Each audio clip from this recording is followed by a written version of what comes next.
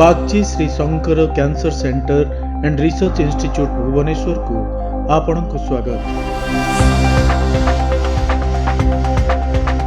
ये 750 bedded largest cancer hospital in the eastern India.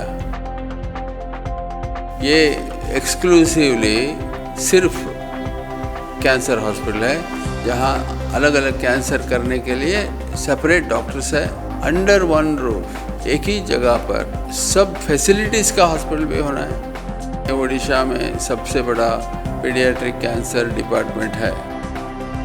या गरीब हो या अमीर हो, इलाज में कोई तरीके का फ़र्क नहीं होना चाहिए।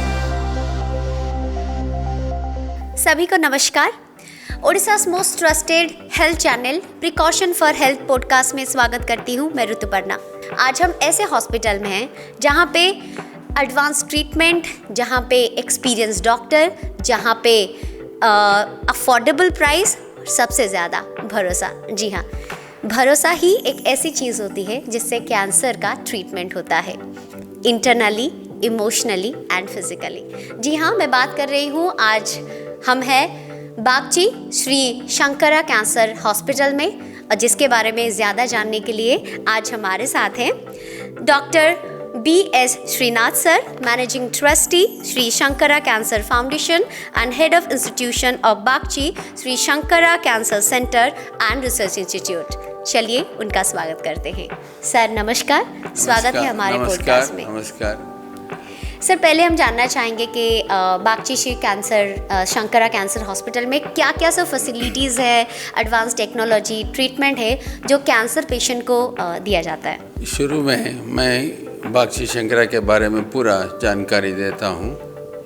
ये 750 bedded largest cancer hospital in the eastern India, वो भी चैरिटेबल सेक्टर में ये बहुत बड़ा हॉस्पिटल है। ये अभी कंस्ट्रक्शन होके 1 साल हुआ। मरीज़ का सेवा यहाँ शुरू हो चुका है और सर्व तरीके से इलाज कैंसर पेशेंट का इलाज चल रहा है। ये एक्सक्लूसिवली सिर्फ कैंसर हॉस्पिटल है, इसमें दूसरे कोई बीमार का इलाज नहीं होता है। इसमें क्या फैसिलिटीज़ है मैं आपको बताऊंगा। यहाँ रेडियोथेरेपी फैसिलिटी है, हमारे पास लीनियर एक्सेलरेटर है। आज का दिन हर रोज़ 70 कैंसर पेशेंट्स का इलाज चलता है। ये आगे बढ़ते जाएगा। और हमारे पास 12 ऑपरेशन थिएटर्स है। ये 12 ऑपरेशन थिएटर्स भी बहुत अच्छा इक्विप्ड है। इसमें सब फैसिलिटीज़, माइक्रोवैस्कुलर सर्जरी जो बोलते हैं, लेप्रोस्कोपिक सर्जरी का फैसिलिटीज़ है। और एक इम्पॉर्टेंट चीज़ है, वो कैंसर में भी सुपर स्पेशलाइजेशन है।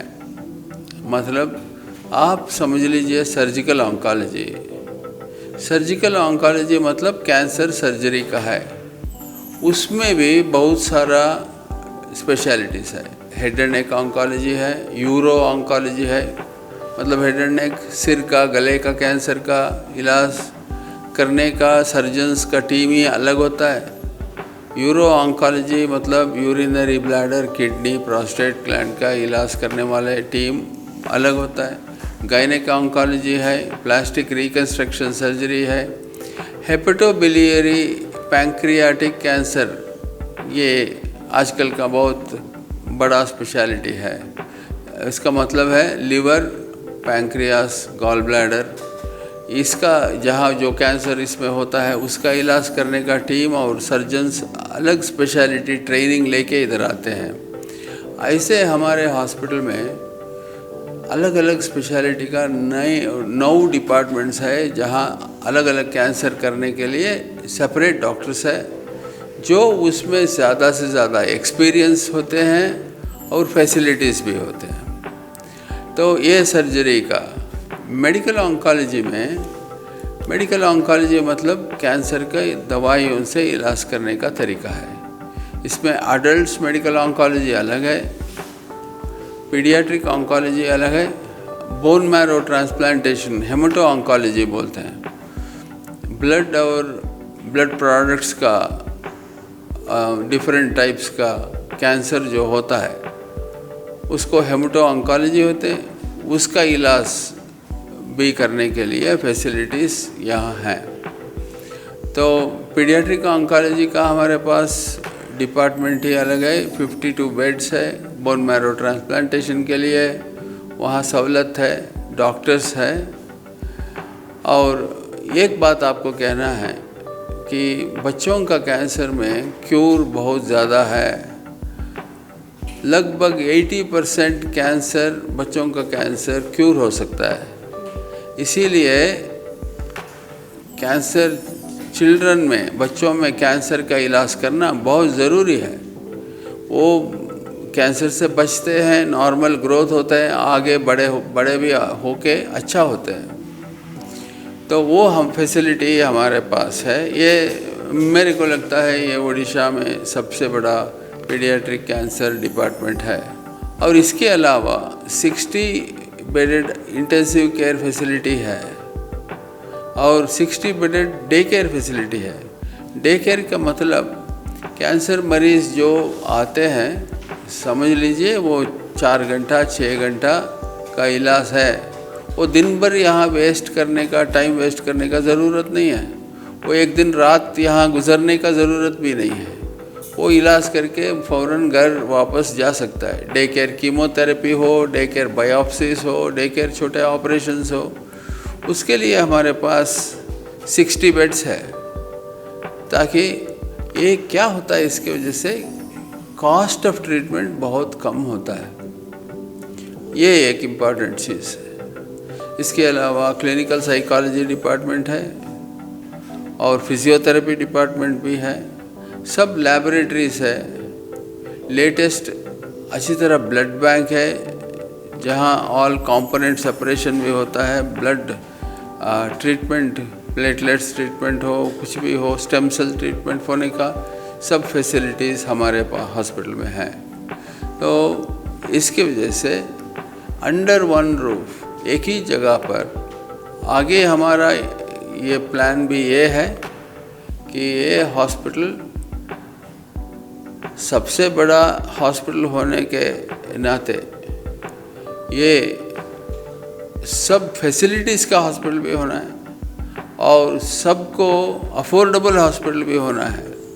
मतलब गरीब भी और पैसे वालों भी इलाज करने के लिए वेरी हाई स्टैंडर्ड्स मेंटेन करने का हॉस्पिटल होना चाहिए। इसके तरफ से हम प्रयास कर रहे हैं। मतलब ये है कि या गरीब हो या अमीर हो, इलाज में कोई तरीके का फ़र्क नहीं होना चाहिए। वो बहुत इम्पॉर्टेंट है। सब लोग एक ही है, आखिर में सबका कैंसर क्यूर होना चाहिए। तो वो दिशा में हमारा हॉस्पिटल एस्टैब्लिश हुआ है, काम कर रहे हैं। सर, डायग्नोस्टिक टेक्नोलॉजीज़ के बारे में अगर बात करें तो एडवांस टूल्स क्या है जिससे हम डिटेक्ट कर सके कैंसर को, और कौन सा स्टेज है कैंसर का वो भी पता चल सके? देखिए, ये डायग्नोस्टिक एरिया में हम देखने से आजकल ये CT scan, MRI, x ray, ultrasound, ये सब मामूली हो चुका है। मतलब कई एक कैंसर हॉस्पिटल ये सब रहना ही चाहिए। उसके अलावा डायग्नोसिस करना बहुत मुश्किल है। ठीक तरीके से डायग्नोसिस होता भी नहीं है। दूसरा, पेट सीटी स्कैन, वो भी बहुत इम्पॉर्टेंट है। कैंसर हॉस्पिटल में पेट सीटी स्कैन का ज़रूरत बहुत है, डायग्नोसिस करने के लिए है। इलाज ठीक तरीके से हो रहा है या पेशेंट का रिस्पांस, दवाई जो हम दे रहे हैं उस दवाइयों के कारण से इलाज अच्छा होके बीमार इम्प्रूव हो रहा है या नहीं है, वो देखने के लिए उसको मॉनिटरिंग बोलते हैं। मॉनिटरिंग करने के लिए भी पेट सीटी ज़रूरत है। आखिर में इलाज ख़त्म होने के बाद 1 साल, 2 साल, 5 साल के बाद यदि बीमार आ गया है, वो देखने के लिए भी पेट सीटी का ज़रूरत है। इसकी वजह से पेट सिटी बहुत बहुत इम्पॉर्टेंट है हमारे हॉस्पिटल में, ये सब है। और एडवांस्ड मैमोग्राफी इक्विपमेंट है, मतलब ब्रेस्ट का लो डोज रेडिएशन में ब्रेस्ट का स्क्रीनिंग करते हैं कैंसर के लिए, बायोप्सी भी कर सकते हैं, आइडेंटिफाई कर सकता है। और कॉन्ट्रास्ट एनहांस्ड मैमोग्राफी करके वो फैसिलिटीज़ भी हमारे हॉस्पिटल में हैं, ताकि यदि कोई शक है, छोटे से गांठी भी हो ब्रेस्ट में, वो कैंसर या नहीं है, वो साबित करने के लिए, प्रूव करने के लिए एडवांस्ड फैसिलिटीज़ का ज़रूरत कई बार पड़ता है। उसमें ये जो मैंने जो आपको बताया, contrast enhanced mammography, digital mammography, ये सब बहुत इम्पॉर्टेंट है। वो सब फैसिलिटीज़ हमारे पास है। और ये आजकल और भी ज़्यादा इम्पॉर्टेंट ये हो रहा है, वो है मॉलिक्यूलर डायग्नोस्टिक्स। ये मॉलिक्यूलर डायग्नोस्टिक्स जो है, उसमें बहुत सारे डिविजन्स हैं। वो है ट्यूमर जीन सीक्वेंसिंग है, जीन पैनल बोलते हैं उसको, और दूसरा मॉलिक्यूलर टारगेट्स है वो है, और ट्यूमर मार्कर्स का असेसमेंट है, इम्यूनोहिस्टोकेमिस्ट्री है, ब्लड सेल कैंसर में फ्लो साइटोमेट्री करके डायग्नोसिस है, हाई एंड डायग्नोसिस होता है।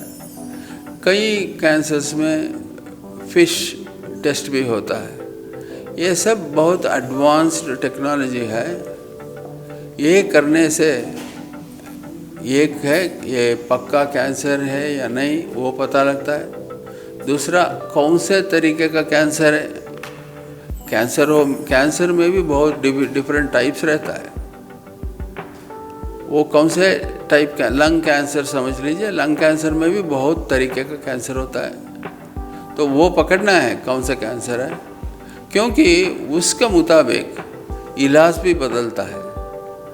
मतलब ये है कि सही तरीके का ट्रीटमेंट देना है, तो ये सब डिटेल्स ज़रूरत है। इसको हम बोलते हैं टारगेटेड थेरेपी। आप बीमार को ठीक तरीके से टारगेट करके दवाई देना है, तो ये सब ज़रूरत है। आजकल साइंटिफिक एडवांसेस इसी दिशा में बहुत सारे भाग रहे हैं। हम तो उसका पीछे रहना नहीं चाहिए, हम भी उसके साथ साथ ये फैसिलिटीज़ क्रिएट करना है। वो सब facilities Bagchi Shri Shankara cancer centre और रिसर्च इंस्टीट्यूट में है। सर, अगर ट्रीटमेंट मोडालिटीज़ के बारे में बात करेंगे तो क्या क्या treatments like surgery, immunotherapy, chemotherapy, ये सब एडवांस वे में मिल सकता है? हाँ, ये सब है, सब फैसिलिटीज़ है। उम्मीद है कि आगे आने वाले दिनों में, समझ लीजिए 6-7 महीने के अंदर, रोबोटिक सर्जरी फैसिलिटीज़ भी यहाँ आएंगे और थोरेसिक ऑन्कोलॉजी भी आएंगे। यहाँ तो hepatobiliary surgery, euro oncology, gynaec oncology, head and neck oncology, सब फैसिलिटीज़ यहाँ हैं, अलग अलग डिपार्टमेंट्स हैं। उसके अलावा थोरेसिक ऑन्कोलॉजी अभी 6-7 महीने में आएगा। उसके साथ साथ रोबोटिक सर्जरी भी आएगा। ये एक स्टेप सर्जिकल ट्रीटमेंट को in terms of quality, in terms of safety, in terms of accuracy, ये एक स्टेप आगे लेने वाला है। दूसरा, इस ईस्टर्न इंडिया में बोन मैरो ट्रांसप्लांटेशन बहुत बड़ा ज़रूरत का बात है। यहाँ फैसिलिटीज़ नहीं है इतना अच्छा, जहाँ भी है वो काफ़ी कम है। डिमांड बहुत ज़्यादा है, मरीज़ बहुत ज़्यादा है, फैसिलिटीज़ बहुत कम है। यही सोच के हमारे हॉस्पिटल में एक बड़ा बोन मैरो ट्रांसप्लांटेशन डिपार्टमेंट शुरू किया है। अब उसका डिपार्टमेंट का इनाग्रेशन अगले महीने होने वाला है।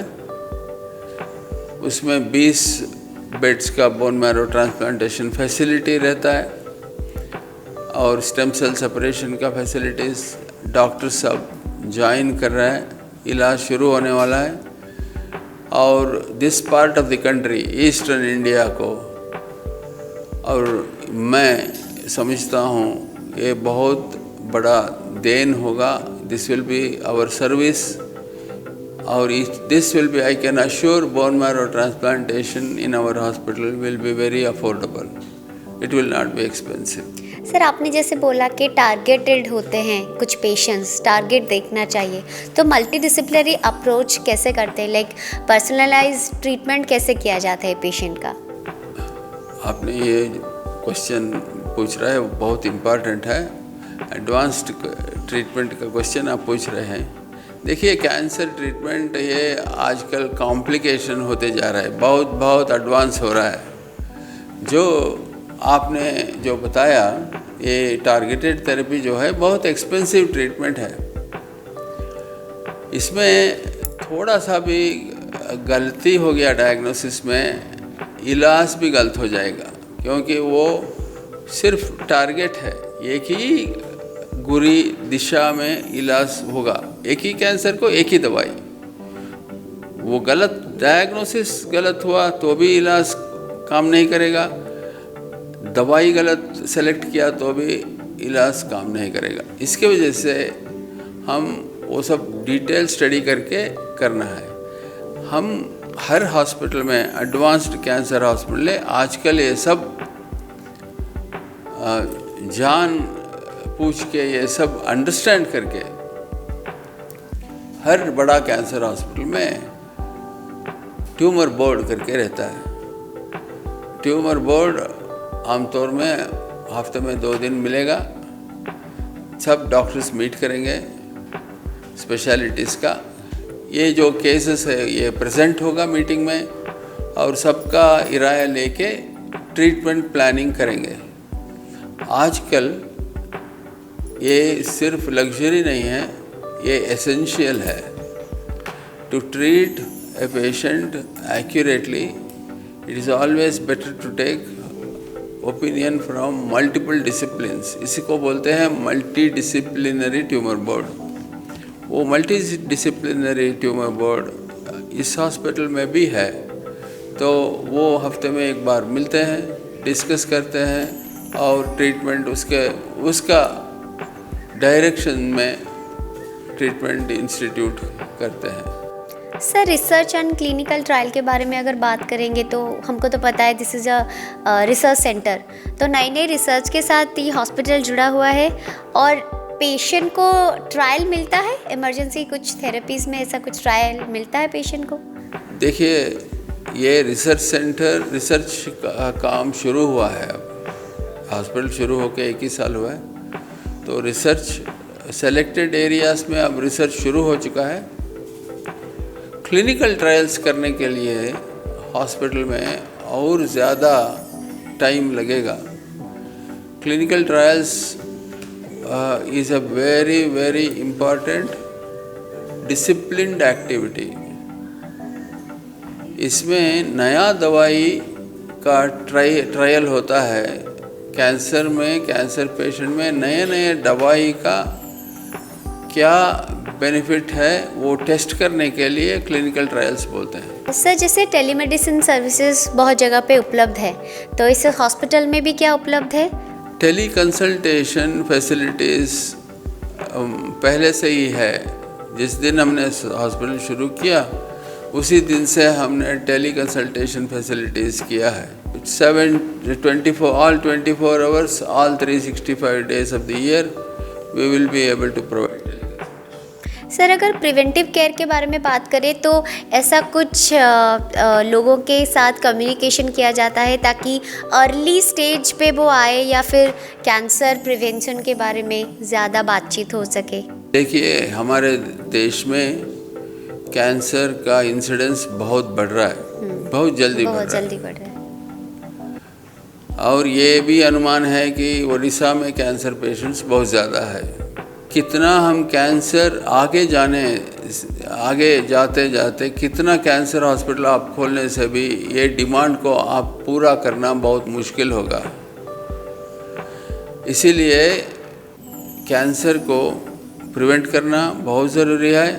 और दूसरा, कैंसर को अर्ली स्टेजेस में हमने डायग्नोसिस करके इलाज किया तो बहुत सिंपल मेथड से इलाज हो जाएगा, क्यूर भी बहुत अच्छा हो जाएगा। बार बार पेशेंट हॉस्पिटल जाने का ज़रूरत नहीं पड़ेगा। कॉस्ट ऑफ ट्रीटमेंट 25% से भी लेस होगा। तो ये सब करने से बहुत बड़ा बेनिफिट है सोसाइटी को। इसके वजह से हर कैंसर हॉस्पिटल जितना एफर्ट्स कैंसर ट्रीटमेंट में करते हैं, कम से कम उतना ही एफर्ट कैंसर प्रिवेंशन में भी करना चाहिए। वो बहुत इम्पॉर्टेंट है। हमारे हॉस्पिटल कैंसर प्रिवेंशन के लिए बहुत बड़ा कदम रखा है। डॉक्टर लोगों को इसके बारे में पूरा जानकारी है।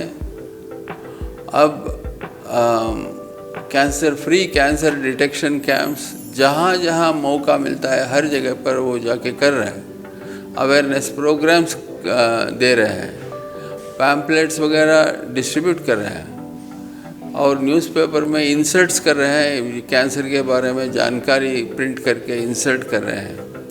ये सब कंटिन्यूअस चल रहा है। आगे हम ये भी करना चाहते हैं कि cancer prevention buses, customised buses build करके और तालुक और डिस्ट्रिक्ट लेवल्स में ये बसेस में जाके लोगों को जानकारी भी देना, वीडियोस दिखाना, अर्ली डायग्नोसिस इन्वेस्टिगेशंस करना, मैमोग्राम हो, एक्सरे हो, पैप्समियर हो। पेशेंट हॉस्पिटल आने के लिए वो हेजिटेट करते हैं, इच्छा नहीं करते हैं और घर में बैठ जाते हैं। इसीलिए वो जो पेशेंट, पर्टिकुलरली जो विमेन हैं, वो हॉस्पिटल आके दिखाना नहीं चाहते हैं। हम उसका घर जाके उसका उधर ही इलाज करने के लिए एक all equipped cancer detection buses को, हम कस्टमाइज्ड बसेस को रेडी करके इस साल में अक्टूबर महीने में वो कम्युनिटी ऑन्कोलॉजी डिपार्टमेंट के तरफ से ये अवेयरनेस और कैंसर प्रिवेंशन का एक बड़ा प्रोजेक्ट हम शुरू करने वाले हैं। सर, जैसे आपने ही कहा कि कैंसर एक बहुत ही खर्चीला एक बीमारी है, तो बागची श्री शंकरा कैंसर हॉस्पिटल सभी कैंसर पेशेंट के लिए एक्सेसिबल एंड अफोर्डेबल होगा जो फिनेंशियली स्टेबल भी नहीं है। जहाँ भी कंसेशन या सपोर्ट की ज़रूरत है हम दे रहे हैं। सबसे इम्पॉर्टेंट है कि जो भी अच्छा, सबसे अच्छा इम्पॉर्टेंट है वही हम दे रहे हैं। पेशेंट के पास पैसा नहीं है, इसीलिए हमने उसको कोई तरीके का इन्फीरियर क्वालिटी ट्रीटमेंट हम नहीं दे रहे हैं। वो हमारा पॉलिसी भी नहीं है, क्योंकि using the best technology gives better cure. ये पूरा जानकारी रह के भी हम इन्फीरियर क्वालिटी इलाज करना बहुत बड़ा मिस्टेक होता है। इसीलिए we are giving the best possible treatment to all the patients. Thank you so much sir. हम आशा करेंगे कि बागची श्री शंकरा कैंसर हॉस्पिटल लोगों के जीवन में नई आशा और किरण लेके आए। सर, आपका टाइम देने के लिए और बहुत सारी बातें करने के लिए बहुत बहुत शुक्रिया। नमस्कार। बहुत बहुत धन्यवाद, बहुत बहुत धन्यवाद। Thank you. आशा करते हैं आज का डिस्कशन बहुत ही जानकारी होगा। यस, कैंसर एक ऐसी बीमारी है, अगर कैंसर से आप डर रहे हैं तो जीने की जय आप इसी हॉस्पिटल में कर सकते हैं। जी हाँ, बागची श्री शंकरा कैंसर हॉस्पिटल, डर के आगे जीत है। सो जीने की राह में आप आगे बढ़िए और प्रिकॉशन फॉर हेल्थ चैनल को अभी लाइक, शेयर, सब्सक्राइब कीजिए। बहुत बहुत धन्यवाद। नमस्कार। हमेशा खुश रहिए।